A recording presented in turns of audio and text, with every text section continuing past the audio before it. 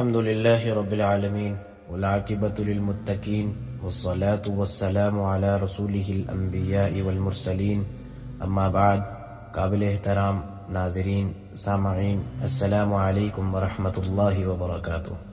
آج ہم ایک بہت اہم موضوع کو سمجھنے جا رہے ہیں کہ قیامت کے دن اس گناہ کا بہت بڑا عذاب ہے. یہ گناہ غیبت ہے اور غیبت کا انجام قیامت کے دن کیا ہوگا. اللہ تعالیٰ نے سورۃ الحجرات کے اندر مسلمانوں کو تلقین کرتے ہوئے فرمایا ہے کہ مسلمانوں آپس میں ایک دوسرے کی غیبت نہ کرو، یعنی پیٹھ پیچھے برائی نہ کرو. کیا تم میں سے اس چیز کو کوئی اچھا سمجھے گا کہ قیامت کے دن اس کو اپنے مردار بھائی کا گوشت کھانا پڑے. حضرت انس رضی اللہ عنہ سے روایت ہے کہ نبی اکرم صلی اللہ علیہ وسلم نے فرمایا کہ جب وہ معراج کے سفر پر تھے تو آپ صلی اللہ علیہ وسلم نے جب وہاں پر جنت اور جہنم کا دورہ کیا تھا تو آپ صلی اللہ علیہ وسلم وہاں پہ کچھ لوگوں کے پاس سے گزرے جن کے ناخن پتل کے تھے اور وہ لوگ اپنے چہرے اور سینے کو نوچ رہے تھے. تو نبی اکرم صلی اللہ علیہ وسلم نے حضرت جبرائیل علیہ السلام سے پوچھا کہ یہ کون لوگ ہیں؟ تو جبرائیل علیہ السلام نے کہا کہ یہ وہ لوگ ہیں جو دنیا میں دوسرے لوگوں کا گوشت کھایا کرتے تھے اور ان کی آبرو سے کھیلتے تھے.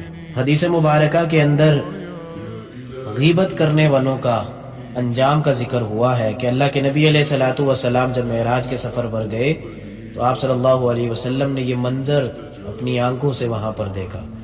اور حدیث مبارکہ کے اندر جو گوشت کھانے کا ذکر ہوا ہے اس کا مطلب غیبت ہے کہ وہ لوگ غیبت کرتے تھے، دوسرے لوگوں کی غیبت کرتے تھے اور ان کی ناموس کو برباد کرنے کی کوشش میں لگے رہتے تھے. غیبت ایک ایسا عمل ہے جو آج مسلمانوں کے اندر بہت زیادہ زور پکڑ چکا ہے، اور بالخصوص جب مسلمان آج کل معاشرے کے اندر ہم دیکھیں جب لوگ کسی گروپ کے اندر یا کسی گروہ بندی کے اندر بیٹھے ہوئے جب ایک دوسرے سے گپ شپ کر رہے ہوتے ہیں تو زیادہ تر لوگوں کا موضوع گفتگو یہی ہوتا ہے کہ دوسروں کی عزت کو اچھال رہے ہوتے ہیں اور پیٹھ پیچھے دوسرے غیر جو وہاں پہ غیر موجود لوگ ہوتے ہیں ان کی غیبتیں کر رہے ہوتے ہیں، ان کی برائیاں کر رہے ہوتے ہیں. اسی طرح ایک بزرگ کا واقعہ آتا ہے کہ وہ اپنی محفل کے اندر موجود لوگوں کو غیبت کرنے کی اجازت نہیں دیتے تھے.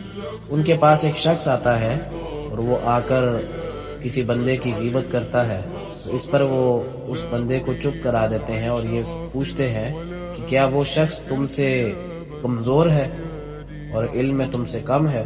تو وہ شخص آگے سے کہتا ہے کہ نہیں، وہ تو مجھ سے علم میں بہت اچھا ہے اور مجھ سے قابل ہے. تو پھر یہ بزرگ اس کو کہتے ہیں کہ تم اس کی غیبت کیوں کر رہے ہو اور آئندہ کے بعد اس کے بارے میں کوئی برائی کرنے کی تمہیں ضرورت نہیں ہے.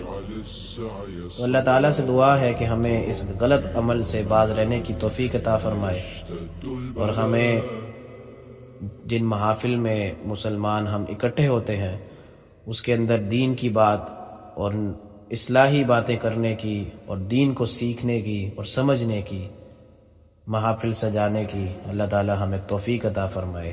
آمین. وما علینا الا البلاغ المبین.